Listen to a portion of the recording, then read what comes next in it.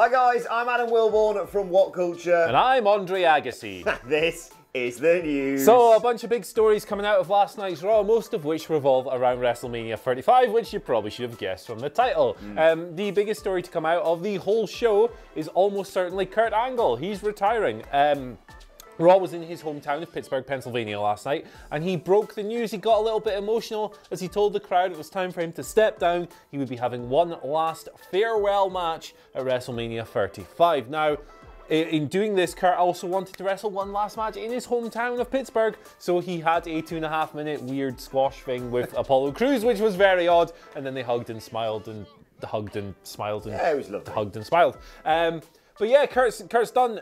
We don't know who he's going to face at WrestleMania, but it will be his last ever match, and he will surely get a big, fond, teary farewell when he inevitably gets beat by, I don't know, John Cena. Yeah, it's very interesting to predict who he might face at WrestleMania. A lot of names bouncing around, like you say, John Cena. Possibly some people suggesting, I saw someone even edited the Wikipedia page for WrestleMania 35 to confirm he was facing The Undertaker. Oh, I mean, if it's on Wikipedia. And I'm more interested in seeing his entrance, whether it'd be the most American thing ever, or whether they just roll out the big lettering like they used to have for when Miz was at main event in WrestleMania, but instead have the words, "You suck." Who knows? I reckon it'll be super American, like he'll come down on an eagle. He'll have like the red, white and blue feather boas. His match will be first, and he'll drop from one of the planes as they do the infamous WrestleMania flyover. Eating McDonald's. It's going to be great.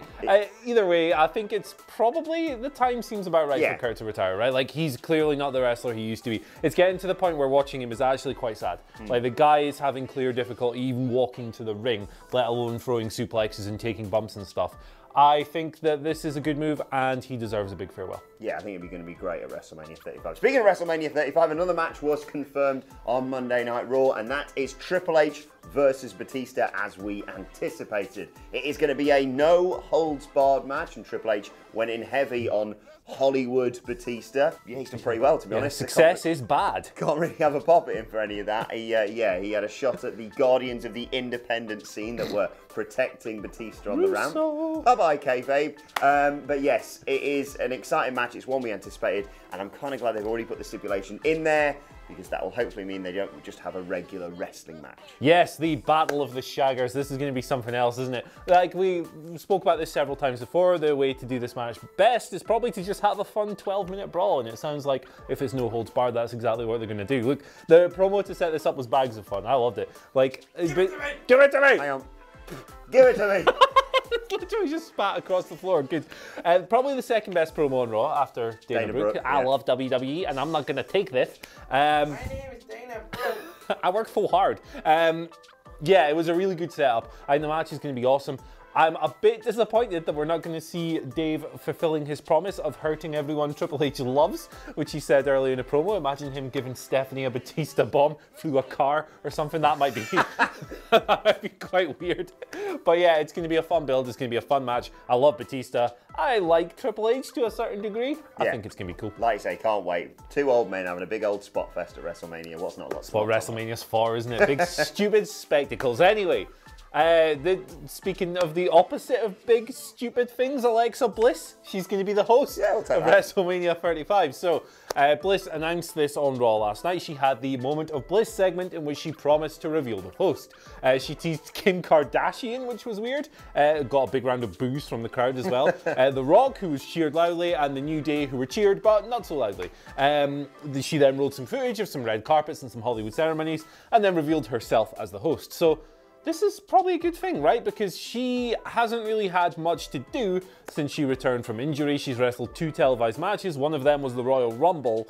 She's worked only a handful of house show appearances as well. It seems very much like WWE are wrapping her in cotton wool at the moment and not giving her too much to do between the ropes after her concussion issues.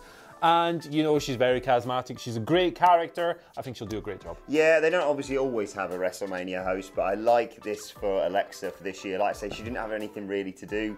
They could have probably chucked her in the Not Fabulous Smoother Battle Royal, but I'm kind of glad they haven't done that. Yeah. Like you say, just ease her back into in-ring action. You can spark many potential feuds from her hosting WrestleMania and possibly messing people about with backstage stuff.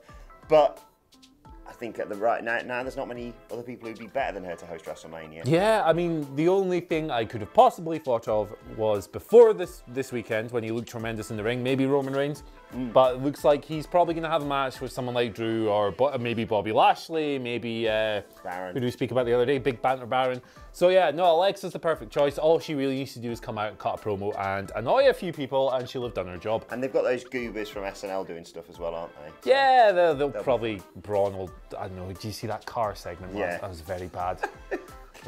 Taking apart a car yet again. Yeah. Brilliant. Good. Right, let's move on because we have a new Intercontinental Champion, my man, Bobby Lashley. Yay, this is RIP good. headphone users, is the new Intercontinental Champion. He defeated Finn Balor last night thanks to a distraction midway through the match from the 24-year-old piece of gold. I want to be a cowboy, baby. Yeah. Lio Rush. What do you think? This sucked. This really sucked, man. Like, it had everything that sucks about WWE mid-card title reigns. Finn's reign ended after just 22 days. He lost it because of a distraction, which makes him look like a moron. Bobby Lashley is a champion again. It just, I don't know. It's WWE, their job is not to make people like us happy. It's not to like give all our favorites the belt. But Finn's run was really quite pathetic, and it's gone over to a really uninspiring act in Lashley and Rush, who initially looked great together, but kind of fallen off. The match wasn't very good. The finish was great with the tackle out of midair. But I don't know, man, they've got a lot to do if they want to convince me that this is good. I wrote the news story for this on the site yesterday, talking about, tonight we're going to see Batista versus Triple H face-to-face, and Bobby Lashley versus Finn Balor, and I wrote, hopefully Finn wins and we can move on to a good Intercontinental title feud going into WrestleMania. We got the precise opposite of that. It's going to be Finn versus Bobby, probably at WrestleMania, I suspect. Yeah. Something to do. And there potentially is a feud. Adam Nicholas, our lovely editor, pointed out that there was a backstage segment with them both trying to walk off with the IC title. So maybe we're going to get some sort of triple threat, which could be fun, could be flippy, could have some exciting stuff at WrestleMania. Sure. So after everything we've just discussed, let's take a quick rundown of the WrestleMania card as things currently stand. Of course, we have Brock Lesnar versus Seth Rollins for the Universal Championship. That is confirmed. We have Ronda Rousey versus Becky Lynch versus Charlotte Flair. Triple threat for the Raw Women's Championship confirmed. Main event? I think it'll be the main event. They talked a lot about Brock and Seth being main event last night. That's what slightly concerned me. They did, but I think if you have anything but this close the show, it's really going to feel like a slap in the face. Just do the whole fighting Brock Lesnar is a main event thing. Yeah, it'll be fine. That'll do. That'll do. We have Buddy Murphy defending his Cruiserweight Championship against a tournament winner, the semi-finals of which take place tonight. Tony Nese versus Drew Gulak, and Oney Lorcan, my man, versus Cedric Alexander. That'll be really good. Drew Gulak. We have Triple H versus Batista, as we've just spoken about. No holds barred. We have Kurt Angle's retirement match versus an opponent to be determined. So there's an exciting card. 5 matches already guaranteed to be on there. Of course, we're going to have the WWE Championship match. We're predicting potentially something like Samoa Joe, maybe against John Cena for the United States Championship.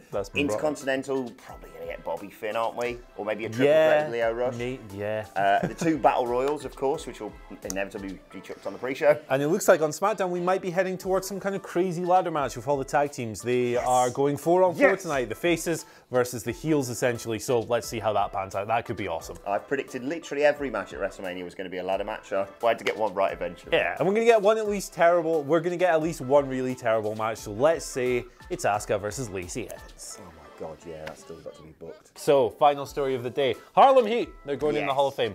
This was announced yesterday. As I was leaving the office at 4 o'clock in the afternoon, this story broke, so I, of course, left it for someone else to write up. That sounds like a you problem. Exactly, brother. Harlem Heat, of course, legendary WCW tag team. I think they've held the WCW tag titles 10 times. I was going to say about 55. Obviously, a slight exaggeration there. Obviously, it's Booker T, who's already in, and Stevie Ray, his brother. Really influential tag team in WCW, hugely successful. What do you reckon of this one? Absolutely well deserved. These are the exact sort of people who should be going in this spot, arguably, in the Hall of Fame. And you've kind of covered everything there. I think arguably alongside the Steiner brothers, one of the best ever WCW tag teams. Yeah, I mean, they're right up there. I mean, the criticism of Harlem Heat was always that they were kind of one-sided. You know, Booker T Booker T's a great performer. Stevie Ray's kind of basic, but they worked really well together. They had great chemistry. They have a big legacy. They deserve their spot. Let's move on to today's Twitter questions. Tell them what happened, Dave. All you have to do to tweet them out is this tweet at WhatCulture WWE. Let's start with Aaron Atkin, who's looking ahead to NXT TakeOver. He says, how cool would it be if Pete Dunne lost the UK title in a classic in the opener versus Walter, then went on to win the NXT title in the main event? Mint. That would be absolutely mint. Although I struggle to see how you would book it together. Would you have Pete Dunne booked in 2 title matches going into the event? Would you have him show up as a surprise? Would you maybe run a tournament? That might be quite cool if he got to the final and therefore had to wrestle twice. Yeah, no, I think that's a really cool idea. End that epic UK title reign. Give it to Walter. He's the right guy to lead it forward. And Pete Dunne would be an excellent choice as top champion, particularly if he goes over someone like Adam Cole, who he can forge a long-term rivalry with. Yeah, I think you and I have spoken about this before. If we're predicting who it could be as in the next NXT champion, as much as people want to see Johnny Gargano with that title, putting it on Adam Cole or someone like Pete Dunne could be a real nice surprise. 100%. Next question today comes from Tim Di Pietro, who says, do you think there will be a stipulation in the Daniel Bryan versus Kofi Kingston match at WrestleMania? Hashtag this is the news. Ooh, I really think there might be, and I really hope there is not. WWE stipulations are kind of samey. You get stuff like no holds barred and no DQ, which is all the same bloody thing. Then you get, like, you know, last man standing is just the least dramatic stipulation in the world, and they love it for some reason. Iron Man, well, the Seth Rollins Dolph Ziggler match shows the problems that stipulation has. I really hope they just stay pure one-on-one. Give them 25-30 minutes. Let them have the classic we know they can have. Don't muddy it. Why complicate matters, I think if you look at literally everyone on the WWE main roster and you pick those two for just a pure, pick 2 of them for just a pure wrestling match, it would be Kofi Kingston and Daniel Bryan. But sod it. Put Rowan in a shark cage if you want. If you want to get some more use out of that. You wouldn't fit that guy's ass in a shark cage. Have you seen the size of that thing? Right. Voluptuous. Let's move. Let's move on to today's final question from Ryan Hassanauer. I hope I've got that right, Ryan. Who says they're mentioning Dean leaving so much on air. It's got to be a work, right? Hashtag this is the news. It's not a work. I don't think it's a work. I still don't. Like, I totally get this point of view. I totally understand it. WWE have going so hard. Dean's leaving, Dean's leaving, Dean's leaving, Dean's leaving. I just don't see it. Like, you know, all the most credible outlets are still reporting that he's leaving. Last night, when Drew McIntyre completely destroyed Dean, it felt like a write-off. It felt like the last time we will see him, particularly as the Shield kind of they went their separate ways in that opening segment. Yeah, it was the last ever, wasn't it? Exactly. And then, yeah, last ever, all this nonsense. But then, yeah, Dean just got destroyed. He got obliterated. That felt very much like a see you later. You're putting Drew over on the way out, and it was very effective. Yeah, I mean, I've been saying from the beginning it's a work, so I'm going to have to stick to my guns really here. But I can see him being written off for a while, perhaps, maybe returning in a different way. Maybe Dean Ambrose leaves and John Moxley comes back on the Raw or SmackDown after WrestleMania. That is something I can definitely see WWE A money feud with Claudio Castagnoli, is it? Indeed, And yes. Tyler Black. But I Chris think, Hero called up, is he? Yeah, I think with everyone talking about it this much, they're spreading it on too thick for him to actually leave. I would have thought the same thing as well up until, what was the pay-per-view of the weekend? Fastlane. The Miz, Shane McMahon thing, the whole indication was that they were going really heavy on The Miz. He was definitely turning, blah, blah, blah, blah, blah, and then Shane turned. I think this is just the thing they're doing these days where they go like this, and then suddenly go like this. So I think he's gone. Let us know your thoughts in the comment section below. Let's move on to Pasty today's... bet? No, not a pasty bet. I've already given out far too many of those. Okay. Let's move on to today's final, and finally, indeed. And we all like fantasy booking WWE. And I've discovered on Reddit Squared Circle there is a WWE Storyline Generator which may have spoiled what's going to happen in the WWE Championship match at WrestleMania. Well worth checking this out. You just hit swerve and it comes out with, let's just say, some interesting storylines. It says WWE Storyline Generator. Be just like Vince. What will WWE's next story be? And the prediction is, for WrestleMania, Eric Rowan breaks the ankle of Daniel Bryan so hard, he dies. Spoilers there for WrestleMania 35 and the WWE Championship match. Go and check it out. If you want something to do today, you want a fantasy book WrestleMania 35, as we all do.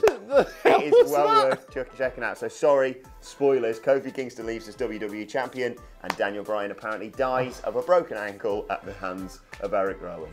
Yeah, when you said WWE Storyline Generator, I thought it was going to be someone was stealing someone else's partner, or someone smashed a car, or he filled his car with cement, or the car got ran over or flipped by Braun, or there's always cars, isn't there? Hands and cars. We're in charge in 2019, according to them, so book it, Vince. Let us know your thoughts on that and all of today's news stories in the comment section below. And don't forget to like, share, and subscribe. And check out WhatCulture Wrestling on either iTunes or Spotify for daily wrestling podcasts. They're pretty good. Yeah, myself and the Dudley Boys later on today will be discussing who Kurt Angle's opponent at WrestleMania 35 should be. My thanks to Andy Murray. Thank you for watching, and we will see you soon.